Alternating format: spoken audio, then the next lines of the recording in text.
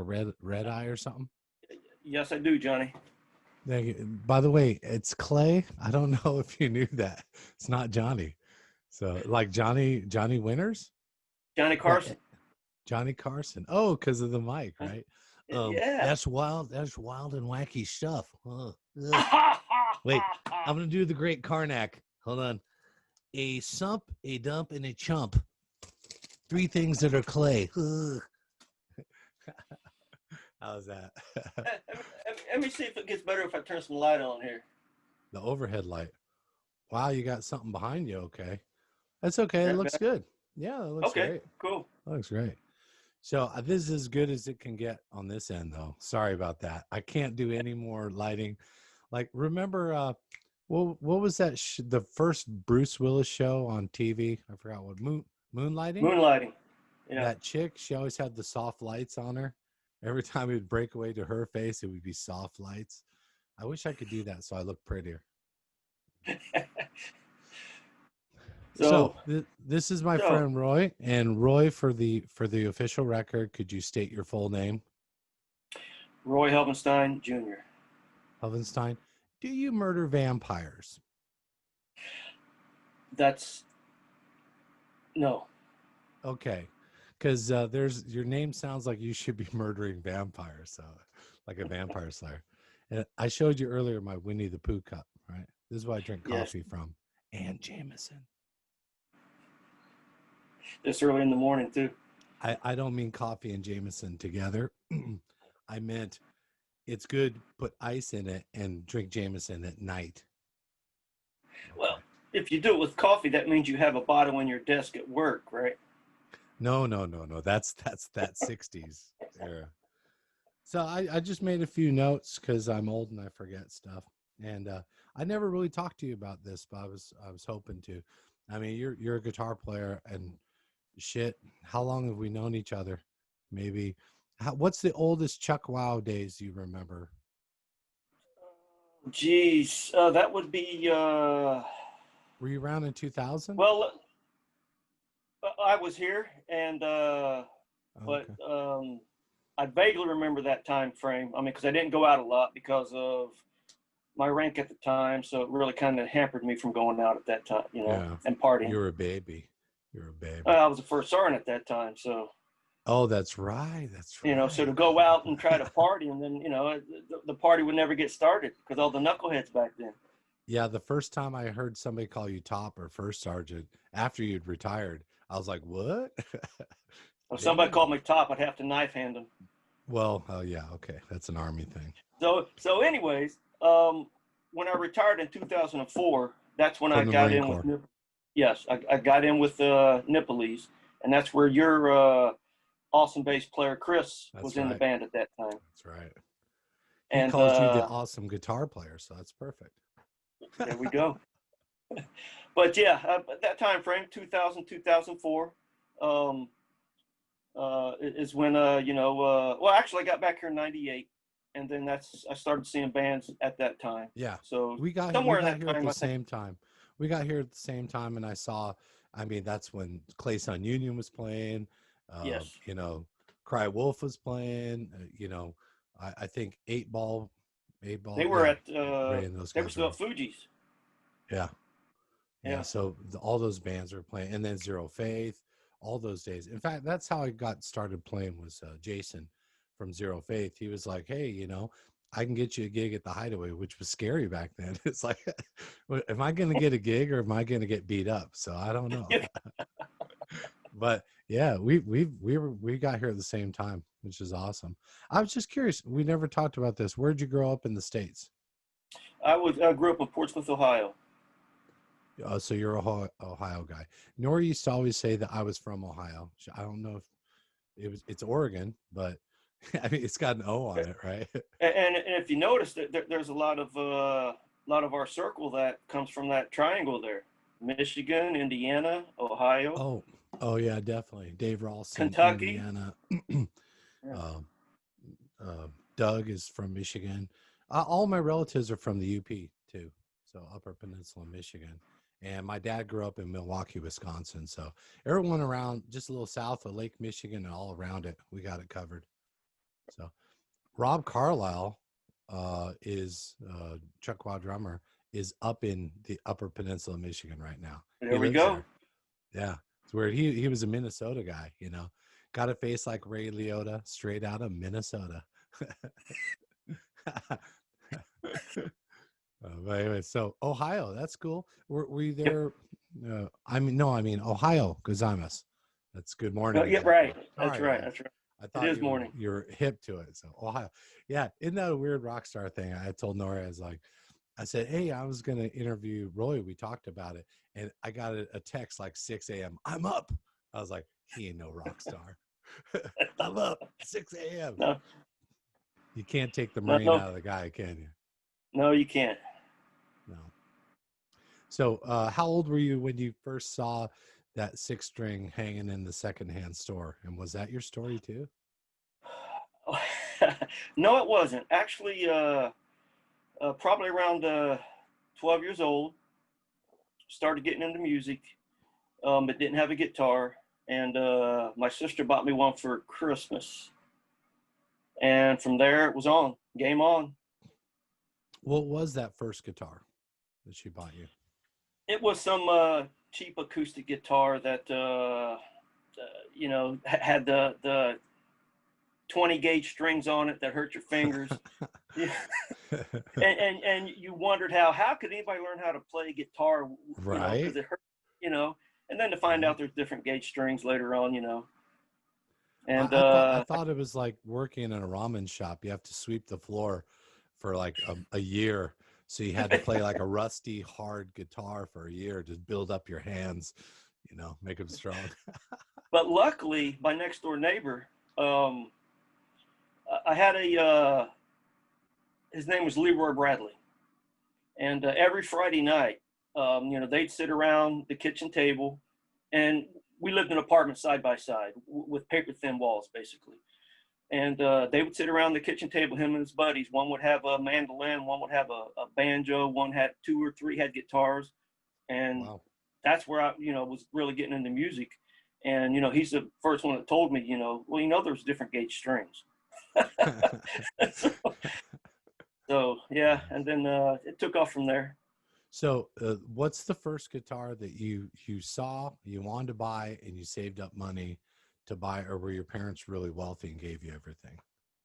Oh no, I grew up in a government project. Oh, you were a POW. You were PO. Which is the truth. City housing, but the first guitar that I really seen that I bought on my own, I was a busboy at a big boys restaurant. When there was no, child labor laws, I was like 13, 14, bussing tables, of course, and washing dishes. And I asked the boss, could you give me a loan for $75? And because I seen from the Sears catalog, a global Les Paul. And even Sears was ripping off Gibson. They were. And I got a picture of it somewhere. It was a spot-on Les Paul. It had the same stock, the head and everything. And they gave me $75. I worked my ass off to pay it off, though. But I took the $75, and that's where the band started, after I finally got that awesome guitar. So that the Sears and Roebuck Global, and what kind of amplifier were you plugging into? I was plugging into a PA system. I actually had a speaker cabinet, and I plugged into a PA head. So that was just like true toned. I mean, no effects. It was raw. There was. Yeah. The louder you turned it up, the more distorted you got, right? Exactly. And then when you popped a hole in one of the speakers, you had that total fuzz going on. But believe it or not, that I used that same setup for probably about 2 or 3 years before actually moved on and got a real amp. And if you looked at some of the pictures on my Facebook page, where I'm playing the Flying V, you see that contraption behind me, a PA head, a homemade speaker cabinet. Where'd the V come from? I was going to ask you about that V, that picture with the V. That's really why I put the Clint Walker V up, because that was the first oldest rock and roll. Ibanez Rock and Roller. I forget, probably about a 1975, maybe 1976, and the first real band, I guess I would say, was in where we were playing all over Southern Ohio, in a sense, all of Portsmouth, anyways. We had a manager, Steve Jones, and he took me. He says, "You need a real guitar." So he took me out to he took me out to some music store. Can't remember the name of it, but it was out in the countryside, and there was that Ibanez Flying V hanging up, and boom, I said that without even looking at the other guitar. I said, "That's what I want." What was the influence? Were you able to play in that band that you're talking about? Was Yes. that from your influences, or was it out of your genre? What was it?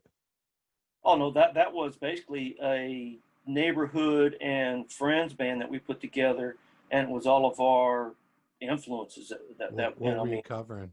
What kind of songs were you covering?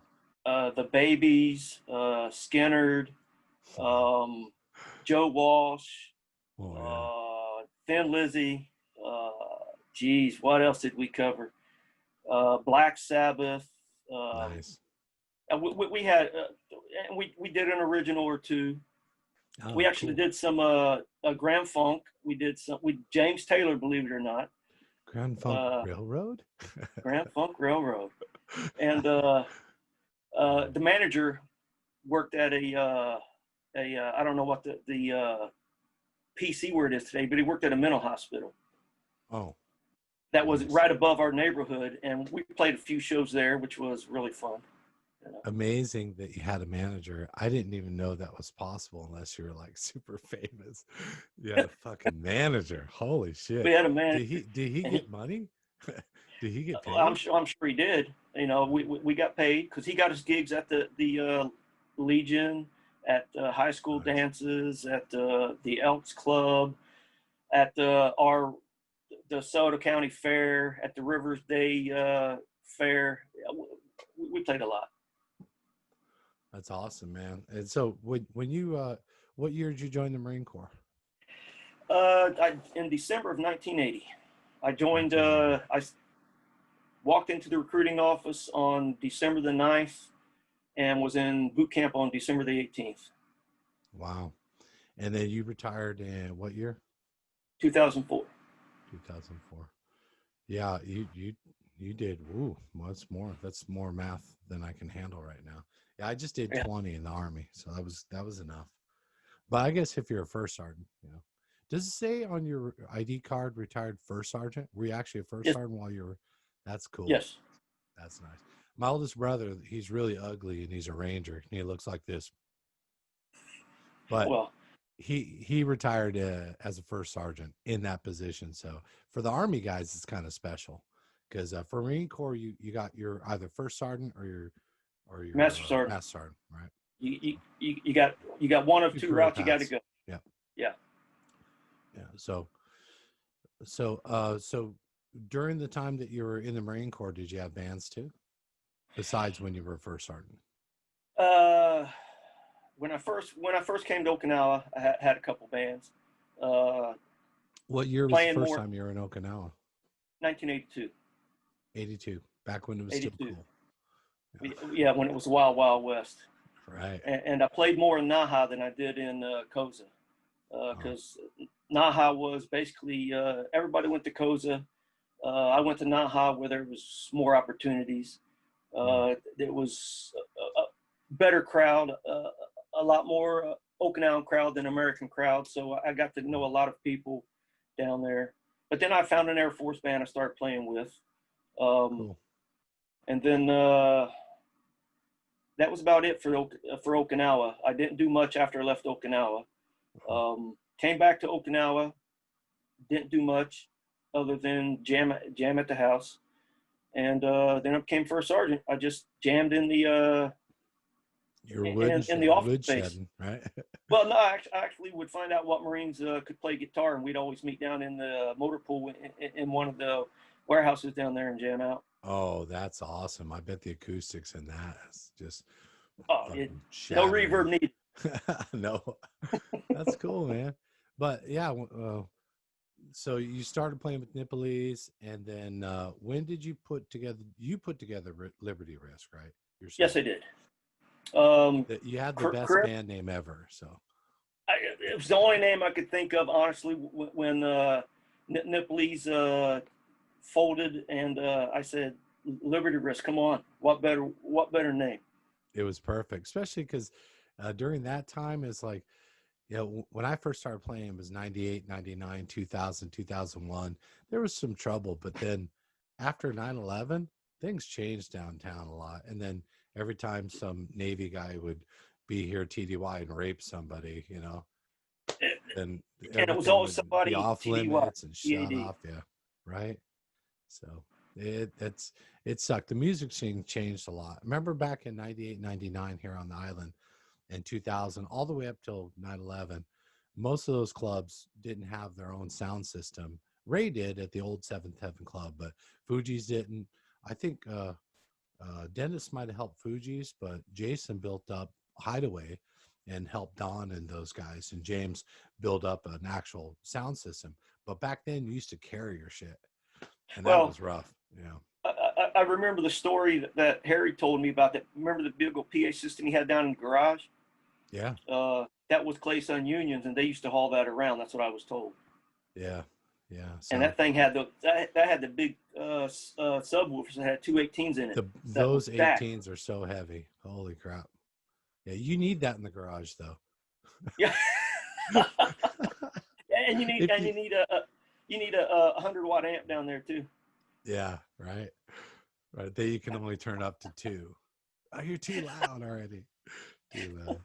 We're lucky it wasn't like a 1980. What year was that Marshall? The old Marshall that really was the sound of the 80s, but you only got overdrive on it when you cranked it. I think it was 85. I'm not sure the year of that Marshall, but that you can't do that anymore. You need electronics.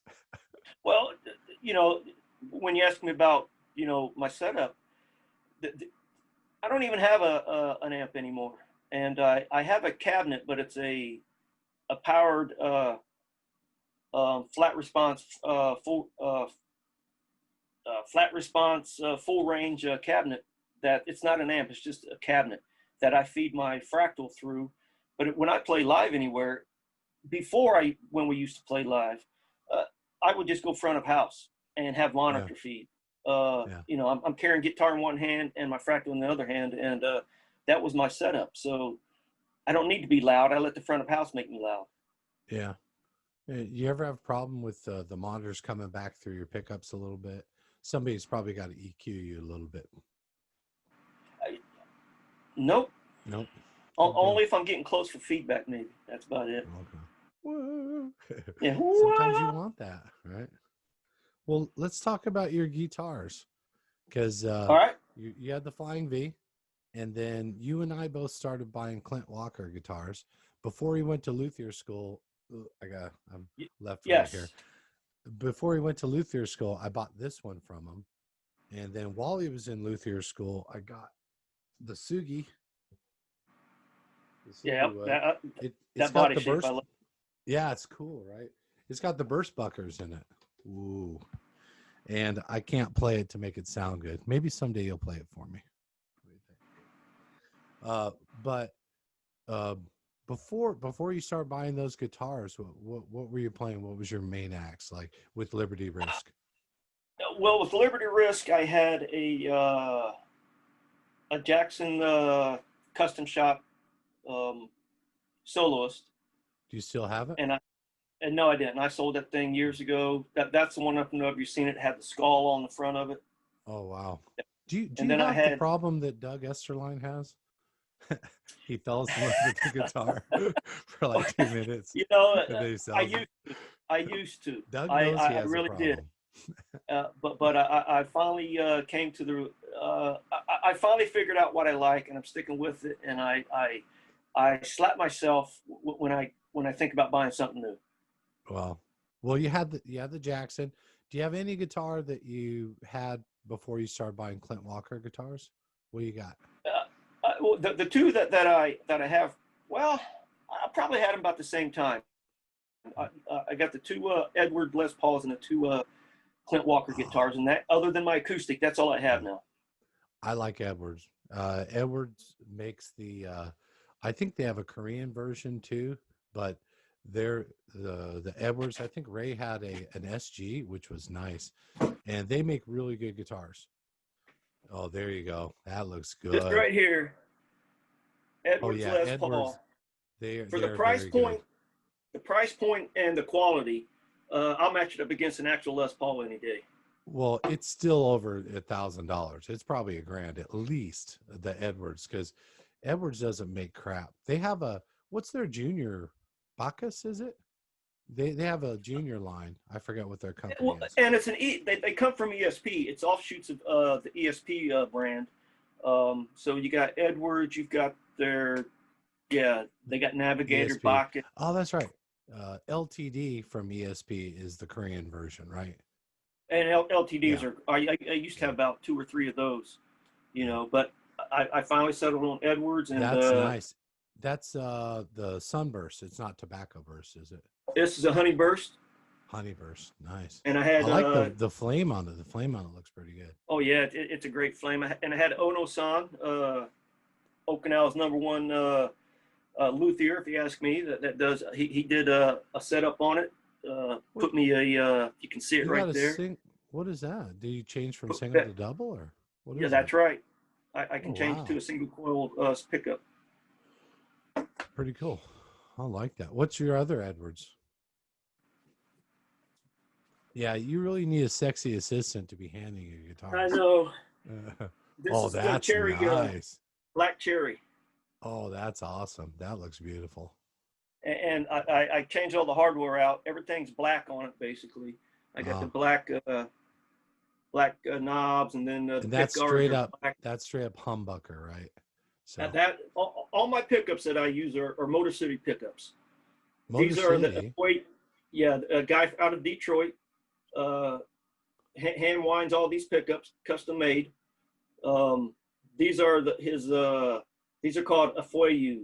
These are hot. These are super hot, almost like EMGs. So like Gibson had that Les Paul Special, they had a T500 pickup in the bridge, and it was like super, super hot without active. They're passive, but that T500 is like the most hot pickup I ever heard. So maybe that's it. I used to be an active pickup guy, EMG, there for years, but I'm all passive now. These, like I said, Motor City in the Honey Burst you just seen, those are 2nd degree black belts, which are a lower output pickups. And then I got my 2 Clint Walkers. I'm going to show you here in a second. All right, let's look at Clint. This is the one from Okinawa that he made. Oh yeah, that's nice. Look at you. You got a telly with the humbucker. Got it. Of course. I wonder what that sounds like. Oh, Walker guitars. Yeah. Well, yep. That's the old. This is the only pickup. This is the only pickup that is not Motor City. This is from Tyson Tone Labs. It's called a Precious and Grace. It's like very low output, and it just matches this. This is a pine body and maple neck, and it just matches it perfect. I like the markers on the top of the fretboard. That looks cool instead of in the center. I like that. That's pretty neat. Well, then we're going to see my #1 guitar, which is another Clint Walker. And the markers in there were my design. Okay. Here it is. This is my #1. Whoa, #1. Now that's Motor City pickup as well. That's called an Angel Dust right there. Angel Dust. Yeah, right. You are so Ohio. That's called Angel Dust. This one's called meth. This one's a Clint Walker pickup, but see like those inlays? P90? Oh wow! Yes. Look at that. That's cool. And then at the 12th fret, we got double. Oh, and then past that, you got them straight up and down. Yeah, it goes back to normal basically. This is my #1 ever since he made this thing for me, and he made after he went to school. He made this in Texas. Everything on it is Uh, the stripes are my design. That's my Scorpions. Oh, nice. But Klaus Mines, Rudy. this thing just plays freaking awesome. This bird's eye maple neck and fretboard, it just, Oh, that's what it is. Bird's eye maple. Wow. yeah, this That's is awesome. great. I mean, What kind of tuning machines do you have on there? on this, what were these things? I got these. You ever I can't mess even around see. with the ones that cut the string off? Planet I Wave used to type? have those from Planet Waves. These are Kluson locking tuners, Oh, wow. and I got locking Nice. tuners in all my guitars. Yeah, and no floating tremolos at all anymore, right? Or Not no more. not even a tremolo bar, right? Nope. No, you just bend them with your string and a little bit of neck action. Yeah, that's right. That's right. Old It's a little school, baby. scary. Yeah, a little scary with the bolt-on neck, though. I'm like, be careful. The great thing about this guitar, well, all of them basically that I like, especially the Edwards, since they're made here, is that they hold up throughout the humidity of Okinawa. There's not a whole lot of neck adjustments that need to be done. Yeah. Last time I had this thing was probably about a year ago at Ono, and he hasn't touched it since, and I haven't had any adjustments since, which it's great. Which side is the truss bar on? Is oh, there. Yeah, it's like Clint does that. It's hidden away underneath the fretboard. But well, this one you can see. This one you can see, and you can actually get a truss wrench in there. But it's a very narrow fit. So but it's right there. It works. Pretty cool. Nice. And you're just 2 volumes and a tone? 2 volumes and a tone on that. That's it. There you go. Nice. Do you ever play the volume swell thing? Is it in a good position for you to swell with your pinky? I can put my pinky down there, and it's perfect. But your toggle switch is on the top. You like that? Yeah, I wanted it there, because most Telecaster designs always have it down by the knobs. I wanted it up there just for something different. Yeah, I was trying to see where my toggle knob is on this, but I forgot. I told Clint I'm a punk rocker. I only need 1 pickup in the bridge. I have no idea how to use a neck pickup. So that's an EMG. It's the Zach Wild, but it's actually the Zach Wild neck. I was afraid to get the bridge Zach Wild. Oh, so you put it's like 85? Yeah. 85, that's right. Yeah, so I put that in the bridge there. And it's got a, underneath the plate here, it's got the battery in there. You remember, now we're just sharing guitars. I played this Tele for a long time. And I think after I saw No Effects, it's a Japanese Fender, but I love this thing. But I took it and I put an EMG in there. So the battery's here, but I can't use the lipstick pickup on the front. So I'm just using the bridge. The thing is that, it takes you a while to figure it out, is that, you can get a couple $100 guitar off the internet or from Mongosoku or something, change out a pickup, get the neck fixed right, and you got a slamming guitar. Instead of going out and spending a couple $1,000 on a guitar, I mean, take a guitar and make it your own. Yeah. Yeah. So, especially if somebody can set it up, right? Yes. Your guy is Ono? Ono-san. Is he the same guy that Paul uses? Doug uses him, George, Dave. So the guy Paul knows, one day he showed up to, I think, Remy's. He had this guitar. He goes, "Hey, anybody want to buy this guitar?" It's it's a Fender, but it's a Japanese Fender Strat. And I was like, yeah, it's nice to have like a Strat in your studio. You never know when you need the big log sound, right? Bang, bang, bang, bang, bang. I think Paul took a couple guitars there at one time. I know he took his Gibson there, the Les Paul one, the neck, the headstock broke on it.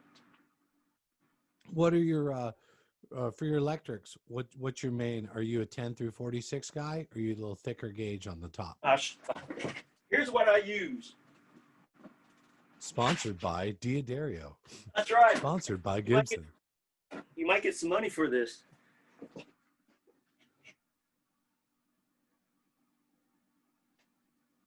Oh, that's not Diodario.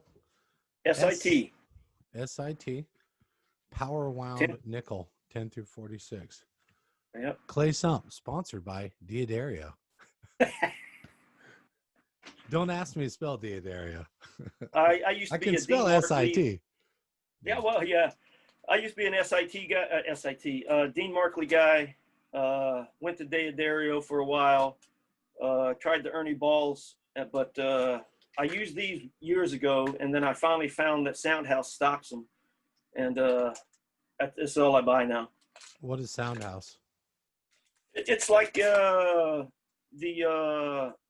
Japanese musician's friend or Sweetwater. Oh, okay. Oh, yeah. Soundhouse Japan. If you want to order something, and you can't find it here on island, right there, Soundhouse Japan. Oh, that's cool. Yeah. So do you go to Titteria much? You ever go over there? I used to a lot, but with the lockdown and everything, now that it opened it back up, I got to go back over there. But there for a while, you couldn't go anywhere. So yeah. But I used to go. Tamaki-san over there. Back in the day with Liberty Risk, when we used to play, live all the time at the Garage or Fuji's, I'd go there like on a Friday with a guitar going, "This needs an EMG pickup," and he's going, "When you need it?" I said, "In an hour." And he's going, "Okay." Okay. I need the EMG pickup. I need it. In an hour, because that's when I was burning through guitars at a cyclic rate. I had, speaking of flying V's, I had the ESP Alexa Leho V, which was quite a bit of money. That's not. I don't have that anymore. So yeah. So for your acoustic, I mean, you do a lot of acoustic stuff. I thought you were a Taylor guy and a Takamine guy, right? Nope, just a Takamine. Just the Takamine. You never had a Taylor? Oh. You know what? I think I had one. I had a Yamaha. You bought my Yamaha years ago. Yeah. Oh, yeah. I think that went to my son, Wesley. And I had a Taylor. I didn't gel with the Taylor, and so I had a few different other acoustics, but this is the only one I've kept, and I still like it. Bong. It's got a nice top on it. I like that. Do the Takaminis have a electronics in them that are not Fishman, or is it Fishman electronics? No, these are actually Takamine electronics. Oh, they have their own. Nice. Yes. And then I got one more instrument that I need to learn how to play eventually. There you go. The Sanshin. So is it shamisen or is it Sanshin? Is 3-string banjo. Yep. Yeah, you go. You got your banjo there. It's C. It's like a C chord. So, yeah, right. Yeah, I think there's a couple different ways you can tune it. But yeah, I think this was tuned to C, I believe. But I just never get around to playing it. Well, and then for time. Yeah. Now you've been doing something cool lately. You always do stuff cool, but you asked a bunch of guitarists, because there's no shortage of guitarists on this island. Well, like, hey, I got this rhythm thing out, and I'll play as long as it needs to be, and everybody take a part. And so we got a jam. I got a jam twice on that. That was fun. So I haven't seen the last one, the one in E.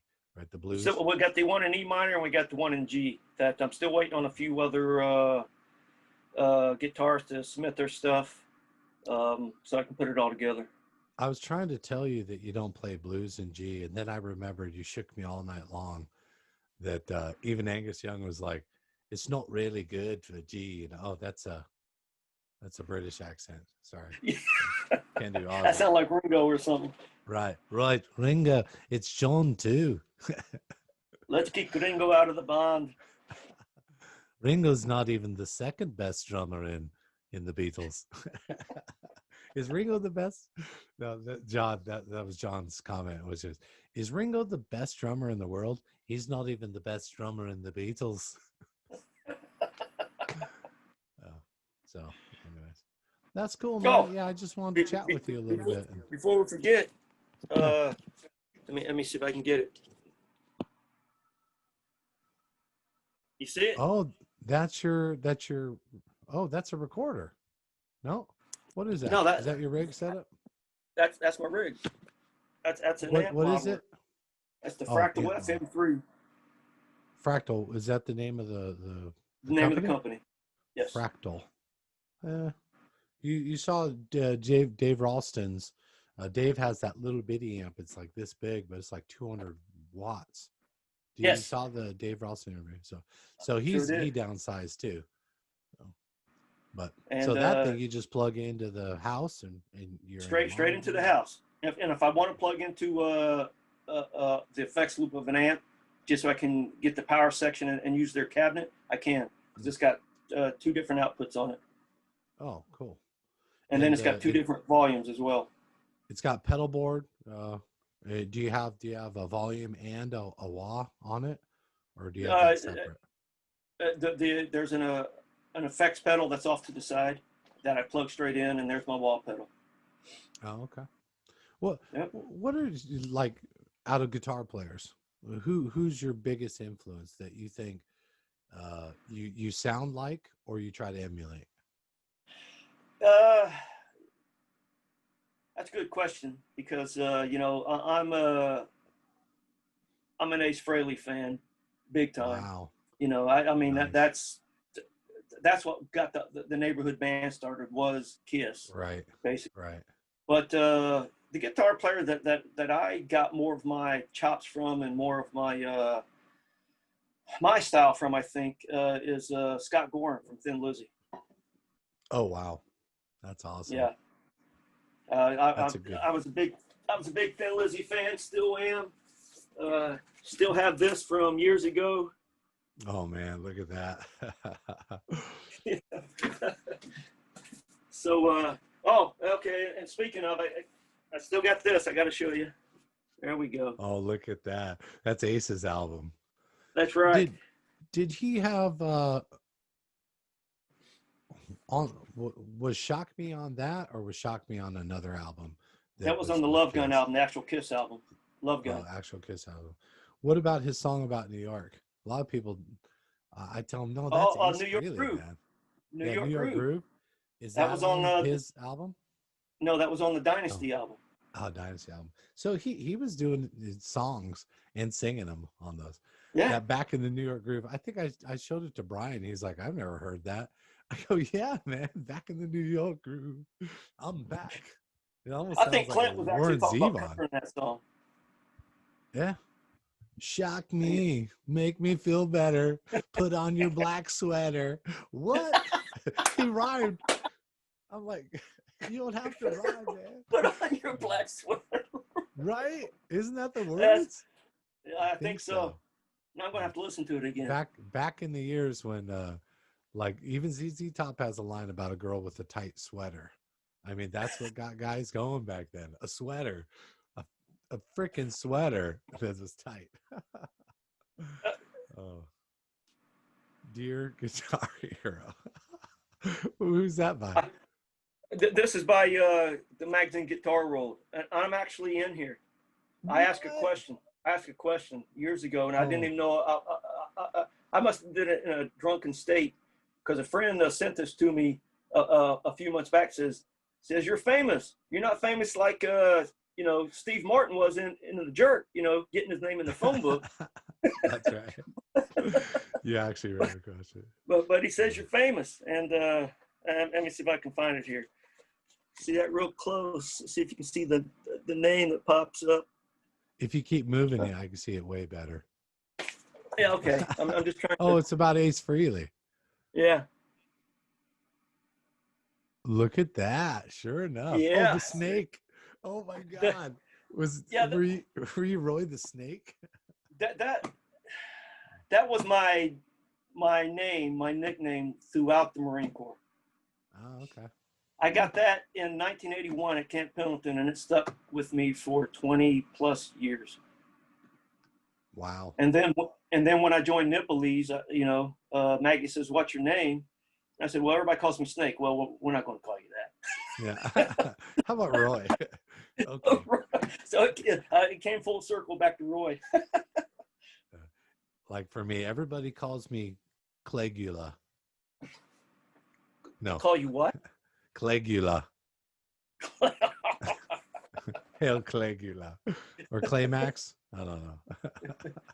Yeah. Give him the. Well, man, listen, it was what else fun you got? chatting with you. I'm not going to show you my stuff. One day you can interview me. How's that? Turn it on you. That's right.